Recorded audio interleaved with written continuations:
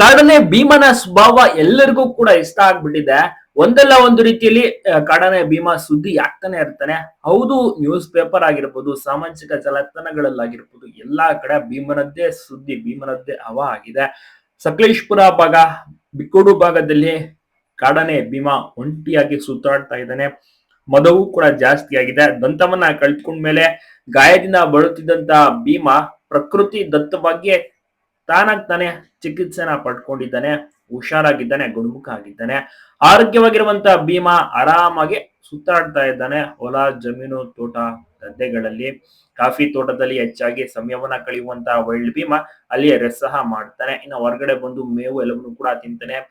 ಮೈಗೆ ಕೆಸರು ಹಾಕೋತಾನೆ, ಗಾಯದಂತ ಜಾಗಕ್ಕೆ ಕೆಸರು ಹಾಕೊಳ್ಳೋದು. ಸೊ ಈ ರೀತಿ ಭೀಮ ಆರಾಮಾಗಿ ತನ್ನ ಒಂದು ಜೀವನ ನಡೆಸುತ್ತಿದ್ದಾನೆ, ಜೀವನ ಸಾಗಿಸುತ್ತಿದ್ದಾನೆ. ತಾವು ಗಮನಿಸ್ತಾ ಇರಬಹುದು ಸಿಂಗಲ್ ದಂತ, ಏಕದಂತ ಭೀಮನನ್ನ.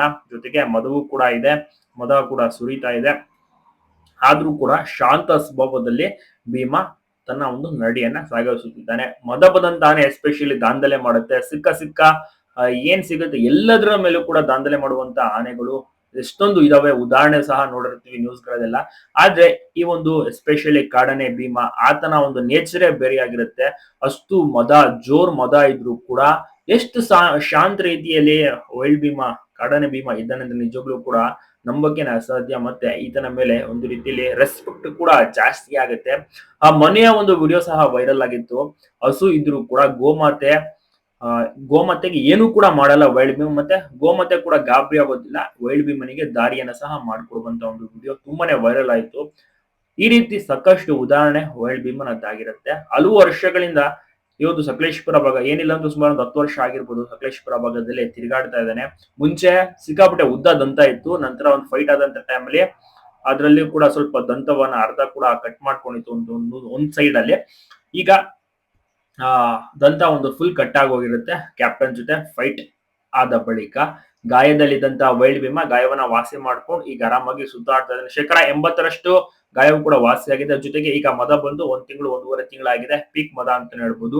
ಸೊ ಕ್ಯಾಪ್ಟನ್ಗೆ ಆ ಕಡೆ ಮದ ಕೂಡ ಕಡಿಮೆ ಆಗ್ತಾ ಇದೆ. ಈಗ ಭೀಮನಿಗೆ ಮದ ಜಾಸ್ತಿ. ಇನ್ನ ಸುಮಾರು ಒಂದು 2-3 ತಿಂಗಳು ಮದ ಇರುವಂತ ಚಾನ್ಸಸ್ ಇರುತ್ತೆ. ಈ ರೀತಿ ಒಂಟಿಯಾಗಿ ಓಡಾಡ್ತಾ ಇರ್ತಾನೆ. ಸಿಕ್ಕಾಪಟ್ಟೆ ಸ್ಪೀಡ್ ಆಗಿಯೂ ಸಹ ವಾಕ್ ಮಾಡ್ತಾನೆ. ಆಲೂರು ರೇಂಜ್ ತನಕ ಹೋಗ್ತಾನೆ. ಅದು ಬಾರ್ಡರ್ ಆಗಿರುತ್ತೆ, ಕೊಡಗು ಬಾರ್ಡರ್, ಹಾಸನ ಕೊಡಗು ಬಾರ್ಡರ್, ಅದು ಆಲೂರು ರೇಂಜ್. ಅಲ್ಲಿ ತನಕ ಹೋಗಿ ವಾಪಸ್ ಮತ್ತೆ ಬಿಕ್ಕೋಡ್ ರೇಂಜ್ಗೆ, ಬೇಲೂರು ರೇಂಜ್ಗೆ ಬರ್ತಾರೆ. ಸೊ ಅಷ್ಟು ಆತನ ಒಂದು ಟೆರಿಟರಿ ಆಗಿರುತ್ತೆ, ರೇಂಜ್ ಆಗಿರುತ್ತೆ.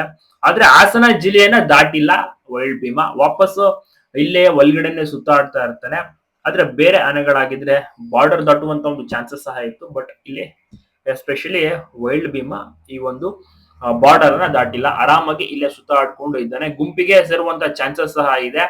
ಭೀಮ ಮಸ್ತಿನಲ್ಲಿರುವಂತಹ ಕಾರಣ ಸಾಕಷ್ಟು ಬೇರೆ ಬೇರೆ ಆನೆಗಳು ಕೂಡ ಎದುರುತ್ತವೆ ಈಗ ಹತ್ತಿರಕ್ಕೆ ಬರೋಕೆ. ಒಂಟಿಯಾಗಿ ಓಡಾಡ್ತಾ ಇದ್ದೇನೆ. ಭೀಮ ಗುಂಪಿಗೆ ಸೇರ್ತಾನ, ಏನ್ ಕತೆ ಅಂತ ಮುಂದೆ ಕಾಲ್ ನೋಡ್ಬೇಕು. ಅಲ್ಲದೆ ಇತ್ತೀಚೆಗೆ ಕೆಲವು ಸಹಚರನನ್ನು ಕೂಡ ಹಾಕೊಂಡು ಓಡಾಡ್ತಾ ಇದ್ದ.